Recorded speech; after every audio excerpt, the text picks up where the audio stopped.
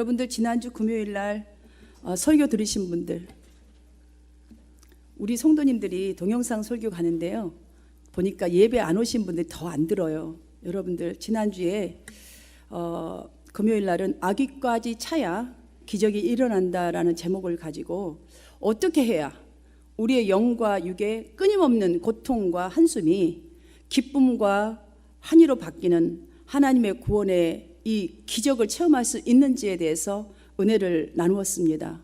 오늘은 이에 이어서 우리 생애에 깊은 관련이 있는 이 광야의 소리라는 제목을 가지고 함께 깊은 묵상의 시간을 가져보려고 합니다. 왜냐하면 올 한 해 동안 저와 또한 우리 사랑하는 성도님 한 분들, 그리고 또 동영상 설교를 누군가가 들을 그 모든 분들이 하나님이 살아계심을 직접적으로 경험하도록 광야에서 외쳐지는 소리와 같은 이 소리에 반응했던 사람들처럼 복음을 듣기 위해서 열심히 예배 생활하시고 열심히 기도 생활을 내어서 여러분의 믿음이 아기까지, 하나님이 그 꽉꽉 채우라는 아기까지 채워져서 하나님이 벌게 하셨다는 의식이 뚜렷하지 않는 것이 참으로 많은 문제가 생기는 그 시발점이라는 것이죠. 사실 이 글을 읽으면서 저는 돈에 대한 것만 그런 것이 아니라 많은 것들이 있는 것 같아요. 내가 개척한 교회, 내가 이룬 이 사업, 내가 열심히 일해서 사들인 내 집, 내 땅, 내 건물, 내가 낳은 내 자식. 한번 이거 보십시오. 전부 다 이 소유권이 나로 집중되어 있어요. 그러다 보니까 이러한 집중되어 있는 의식이 우리의 정신세계와 삶을 완전히 점점 병들게 하고 있어요. 감사가 없어요. 상대방에게 나의 수고와 이 모든 것들을 돌리는 이게 없어져 버리는 거예요. 그러니 나도 병들고 가정도 병들어 가는 것이지요. 그것뿐만이 아니에요. 자, 돈이면 무엇이든지 할 수 있다라는 의식이 팽배합니다. 엄밀히 이거를 한번 보십시오. 하나님이 없이도 살 수 있다라는 생각이나 다를 바가 없거든요. 돈이면 다 되는데, 돈이면 이것도 하고 저것도 하고 잘 살 수 있고 건강도 챙길 수 있고 다 할 수 있는데, 돌아보고 지나간다면 굉장히 도움이 될 것 같습니다. 우리 성경 속에서 초대교회 이 신자들의 모습을 보면 전반적인 성도들의 모습이 종말에 대한 의식이 아주 강했다라는 것을 느낄 수가 있습니다. 여러분, 지금 이 시간도 종말입니다. 여러분, 오늘 하루가 종말이라는 거예요. 여러분, 아들도 모르는 종말, 여러분 어떻게 알고 종말을 대비하겠어요? 오늘이 그 종말이에요. 근데 그들의 이 생활 속에서 이 종말을 느낄 수가 있다는 것이지요. 그들은 이런저런 모양의 세상의 부자가 되려고 하지 않았어요. 명예나 막 권력 가지려고 그거를 향해서 연연하고 고민하고 힘쓰는 것보다는 꼭 이렇게 살았던 것 같아요. 마치 오늘이 정말 주님이 나를 부르시면 모든 것을 놓고 가야 되는 나다, 이런 정신을 가지고 살았던 것 같아요. 그러하기 때문에 열심히 세상 일도 했어요. 예수 믿으면 직장도 주지 않았어요. 그 당시는. 그런 핍박 속에서도 열심히 다해서 먹고 사는 지장이 없었다는 것이지요. 그런 핍박 속에서도 더욱 경건하려고 성전에 모이기를 힘썼어요. 그런 핍박 가운데서도 우리는 핍박도 없는데도 성전에 모이기를 힘쓰지 않아요. 더욱 능력 있는 믿음을 키우기 위해서 내게 금과 은은 없을지라도 내게 있는 이름, 예수의 이름으로 일어나라 할 정도의 그들이 행했던 믿음을 한번 보십시오. 그런 믿음을 키워나가기 위해서 모여서 기도하기에 힘썼단 말이죠. 더욱 서로 사랑하라. 내가 너희를 사랑한 것 같이, 자식을 내어준 것 같이 너희를 사랑한 그 사랑, 서로 사랑, 이것이 내가 너에게 주는 첫 계명이다. 성경이 말씀하신 듯 살아보려고 서로의 사랑을 키워나가기 위해서 정말 내가 가진 작은 것일지라도 아까워하지 아니하고 섬기기에 힘썼던 그들의 모습이야말로 이것이 바로 말세를 준비하는 신앙의식이라는 사실이 증명되고 있지 않습니까? 이런 삶이 일어나는데 누가 예수 안 믿겠어요? 또한 이러한 믿음이니 정말로 그냥 기적이 막 일어나는 거예요. 그 믿음 하나로. 사랑하는 여러분, 오늘 본문을 보아도요, 자신을 광야에서 외치는 자의 소리라고 소개한 사람이 나옵니다. 요한복음 1장 23절을 보면 바로 세례 요한이 자신을 이렇게 소개했어요. 자신을 광야에서 외치는 자의 소리라는 이 소개한 이 한마디만 보더라도 하나님의 자녀다운 겸손한 정말 사명자 아니면 은혜로운 모습, 헌신된 삶 다 볼 수가 있는 거예요. 광야에서 외치는 자의 소리. 정말 그래요. 이 세상 광야와 같은 세상이지 않습니까? 누구도 듣지도 않고 흘려버리는 그 소리. 근데 거기서 외치는 자라고 자기를 소개합니다. 여러분은 어떤 걸로 여러분을 소개하십니까?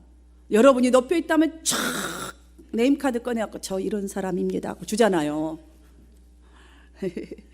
여러분 정말 실질적으로 이 소리를 한번 보십시오. 소리는요 나 입에서 딱 나가는 순간에 사라져요. 그래서 사람들의 이 말은요 법정에서도 증거로 채택되지가 않아요. 증거가 없잖아요. 또 만들어낸들 그걸 어떻게 합니까? 그래서 법정에서도 말하는 거에 대한 거 채택이 안 됩니다. 그럼 왜 사람들이 흘러들어 버리고 그만 대충 듣고 안 듣는 이것을 자신을 소리에다 비유해서 이렇게 소개했을까? 그것도 광야의 소리.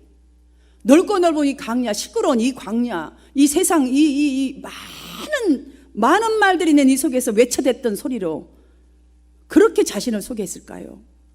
여러분 광야는 지금 이스라엘 백성들에게 있어서는 매우 중요한 의미가 있는 곳입니다.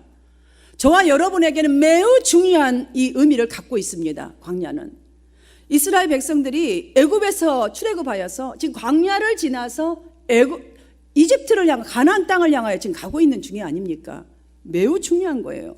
물론 세례 요한의 사역이 시작됐던 시기라는 의미도 있겠지만 그보다도 지금 유대인들 예수 믿는 사람들에게 출애굽 당시의 그 기쁨, 첫사랑, 하나님의 그 은혜를 다시 한번 좀 기억하고 하나님 앞에서 살아갈 것을 촉구하는 포괄적인 의미가 광야의 소리라는 이 소리에 지금 의미가 함축되어 있다는 사실을 우리가 기억해야 할 것입니다.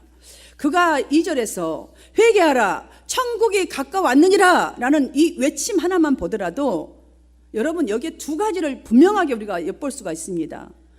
자, 우리 예수 믿는 자들의 사명이 얼마나 구체적이어야 하는지 자신의 사명을 보다 구체적으로 언급하고 있는 것은 우리의 저와 여러분의 예수 믿는 사람들의 외쳐야 할 소리 이 사명이 무엇인지를 분명하고 뚜렷하게 지금 말씀하고 있는 거예요. 두 번째로는 오늘날로 표현하자면 광야와 같은 넓고 이 거친 세상에서 믿지 않는 사람들도 성도들도 많은 교회도 점점 세상 속으로 자꾸 죄로 물들어가요. 그러다 보니까 독선적이 되는 거예요. 믿음도 독선적이 되어가고 자만심이 더해가는 거예요.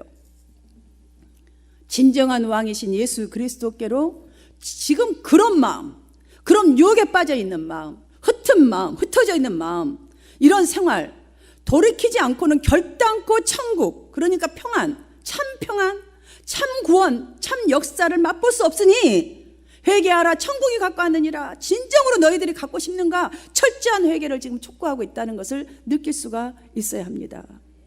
보십시오. 이 말이 전파되었을 때에 사방에서 다 그에게 나와 세례를 받더니 라는 말씀이 바로 5절에서 나옵니다. 자, 사람들의 반응이 어땠어요? 막 물밀듯이 밀려왔죠.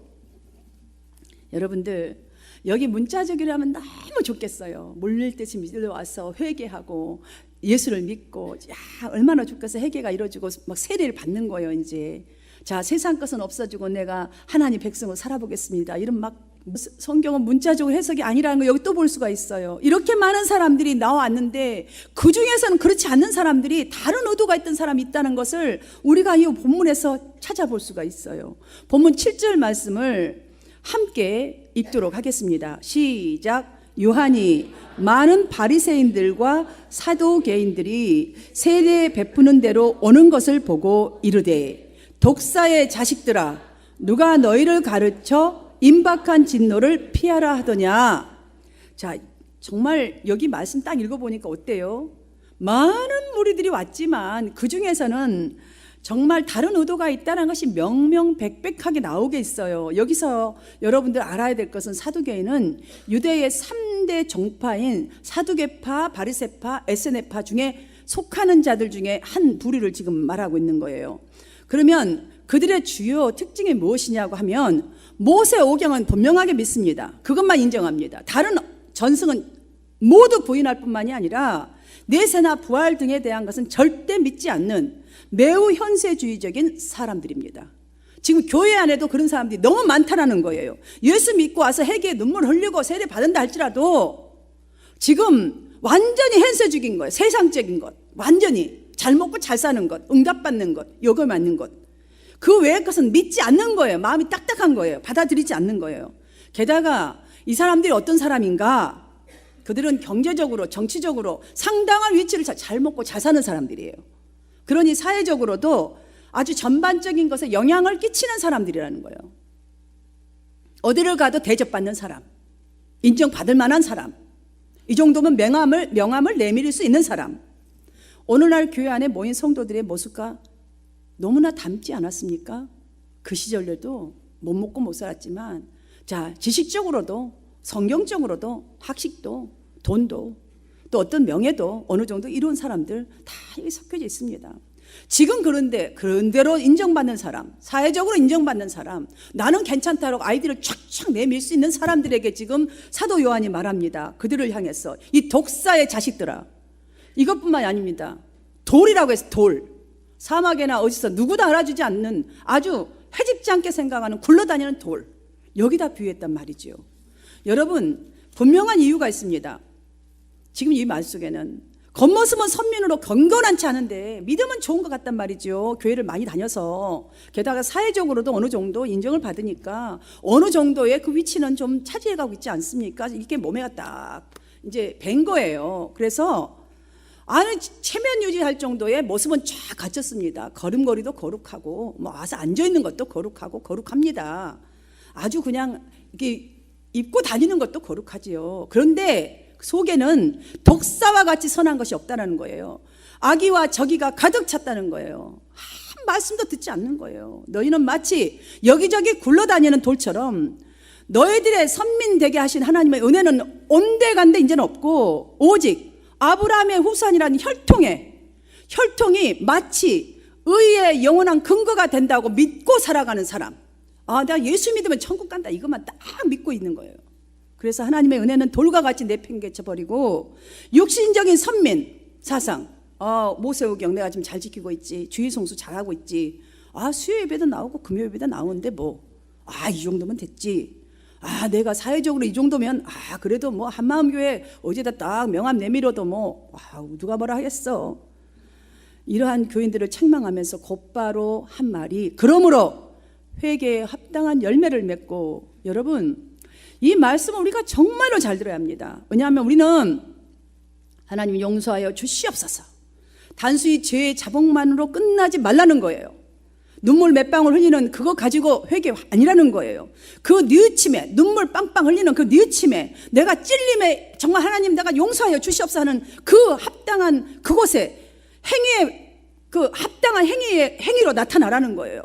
정말로 그래야 하나님께서 택하시고 정말 약속하신 아브라함의 신령한 자손이 되는 것이 바로 그 행동이 나와야 구원의 조건이 될 수 있다는 것을 알려주고 있는 것입니다. 여러분, 세례 요한의 이 말을 우리에게도 매우 이 말은 중요해요. 왜냐하면 하나님의 약속의 기적을 경험하는 바른 믿음으로 우리가 성장되기 위해서는, 그런 믿음으로 정말로 열매를 맺어가는 믿음, 정말 남이 보아도 내가 말하지 않아도 은혜될 수 있는 그런 믿음이 되려면, 여러분, 광야에서 외치는 소리를 잘 들어야 돼요. 지금 이 소리도 광야에서 외치는 소리와 똑같을 거예요. 여러분, 또한 이 말씀이 어떤 의미를 갖고 있는가, 우리는 이 시간 진정으로 깊이 묵상해 보아야겠습니다. 왜냐하면 우리의 믿음이 좀 열매가 있어야 되기 때문이지요. 여러분, 광야의 소리는 첫 번째로 꾸밈없는 복음이었어요. 능력의 복음이었다는 거예요. 이 광야의 소리가. 우리 인간은요, 창조될 때부터 하나님의 형상으로 이게 지음을 받았어요. 형상처럼 이렇게 형상을 닮게끔 만들었다잖아요. 그러니 믿지 않는 사람이든 누구든 설령 핸디를 가지고 이 땅에 태어났든 말았든 너무나 귀중한 사람들이에요. 존재예요. 귀중한 존재.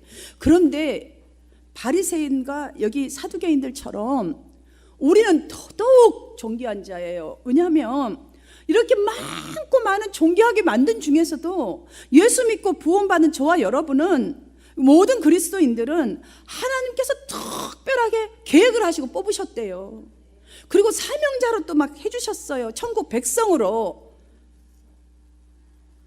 지금 그런 우리에게 세례 요한은 아주 하찮은 돌에다 비유했어요. 독사의 자식들이라고 부른다는 거죠.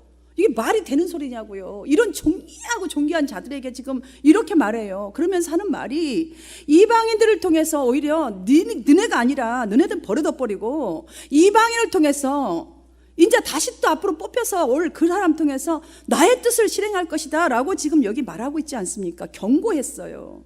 사랑하는 성도 여러분, 알아야 합니다. 지금 이 경고는 답답하신 지금 하나님의 심정을 지금 나타내주고 있는 거예요. 왜냐하면 베드로 사도가 정말 선포했던 그 간절한 말씀처럼 우리를 이 세상의 죄 가운데서, 어두운 데서 불러내어 하나님의 기이한 약속의 자손으로 그 빛에 돌아가게 하신 하나님의 그 아름다운 덕, 정말 하나님의 그 좋은 성품과 하나님이 가진 유업들의 모든 것들을 좀 갖고 경험하고 선전하게 하려고 선택해 주셨는데, 믿는다는 성도들이, 믿음이 좋다는 성도들이 실제 삶은 제대로 정말 성도다운 삶은 살지 못하고 정말 이렇게 하고 있다면 독사만도 못하고 돌만도 못한 존재, 어둠에 갇혀 사는 정말 어리석은 인생임을 명심하라는 말씀과도 같기 때문입니다.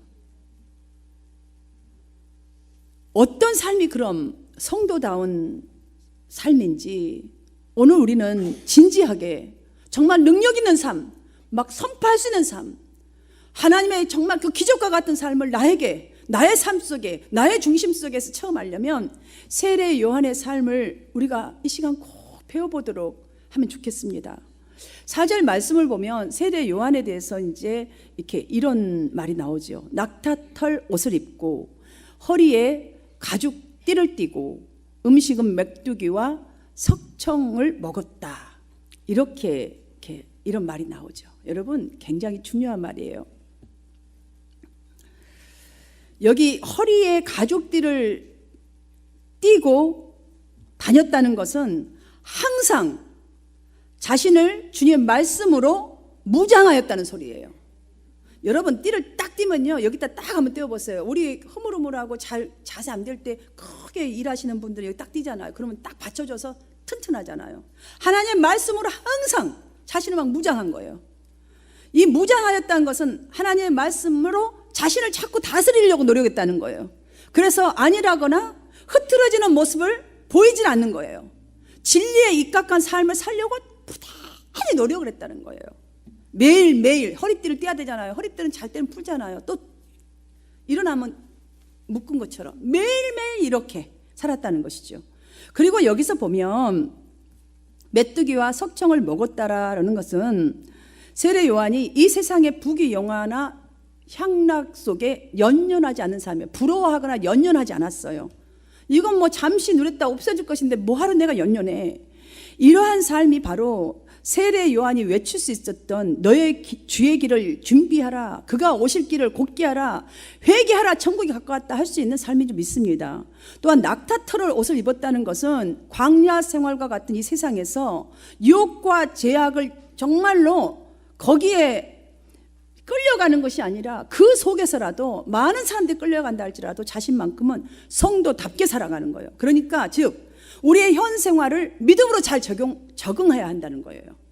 우리는 조금만 안 좋으면 안 좋은 것만 붙들고 가니 얼마나 불쌍한 인생인지 말할 수가 없어요. 사랑하는 성도 여러분, 정말 이러한 삶이 바로 회개에 합당한 모습이며 사명자의 삶이요 성령의 열매를 맺어가는 비결인 줄 믿습니다.